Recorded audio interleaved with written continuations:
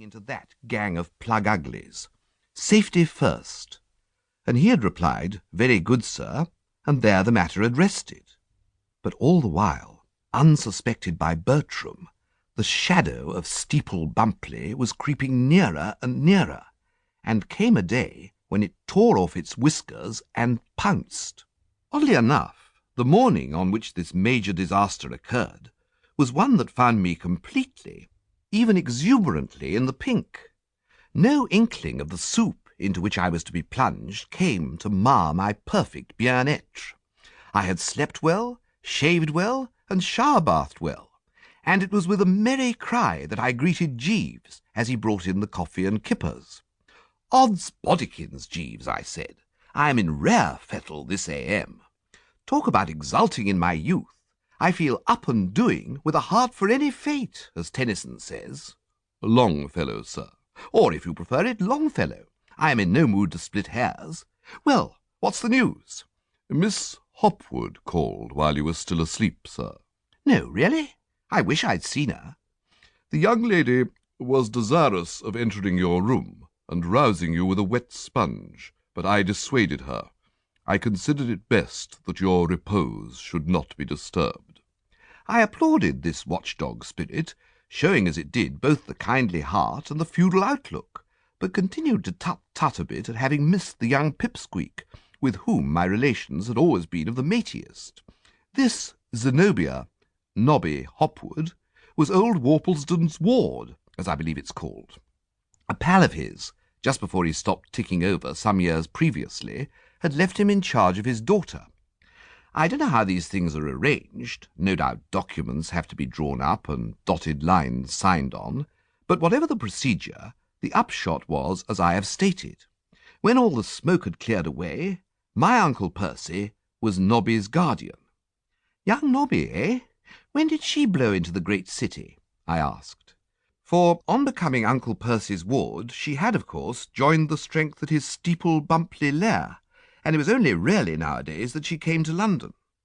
"Last night, sir." "Making a long stay?" "Only till tomorrow, sir." "Hardly worth while sweating up just for a day, I should have thought." "I understand that she came because her ladyship desired her company, sir." I quailed a bit. "You don't mean Aunt Agatha's in London?"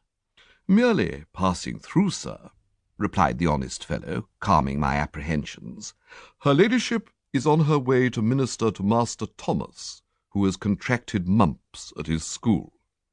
His allusion was to the old relative's son by her first marriage, one of our vilest citizens. Many good judges rank him even higher in England's rogue gallery than her stepson Edwin. I was rejoiced to learn that he had got mumps, and toyed for a moment with a hope that Aunt Agatha would catch them from him. And what had Nobby to say for herself? "She was regretting that she saw so little of you nowadays, sir." "Quite mutual, the agony, Jeeves. There are few better eggs than this Hopwood." "She expressed a hope that you might shortly see your way to visiting Steeple Bumpleigh." I shook the head. "Out of the queue, Jeeves."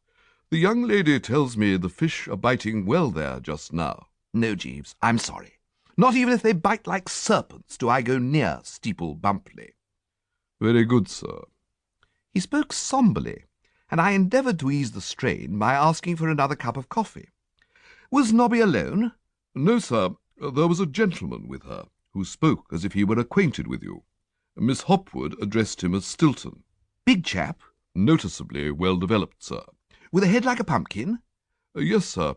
There was a certain resemblance to the vegetable." "It must have been a companion of my earlier years named G. Darcy Cheesewright. In our whimsical way we used to call him Stilton. I haven't seen him for ages. He lives in the country somewhere, and to hobnob with Bertie Wooster it is imperative that you stick around the metropolis. Odd, him knowing Nobby." "I gathered from the young lady's remarks that Mr. Cheesewright is also a resident of Steeple Bumpleigh, sir." "Really? It's a small world, Jeeves." "Yes, sir." "I don't know when I've seen a smaller," I said, and would have gone more deeply into the subject, but at this juncture the telephone tinkled out a summons, and he shimmered off to answer it. Through the door, which he had chanced to leave ajar, the ear detected a good deal of "yes, my lording," and "very good, my lording," seeming to indicate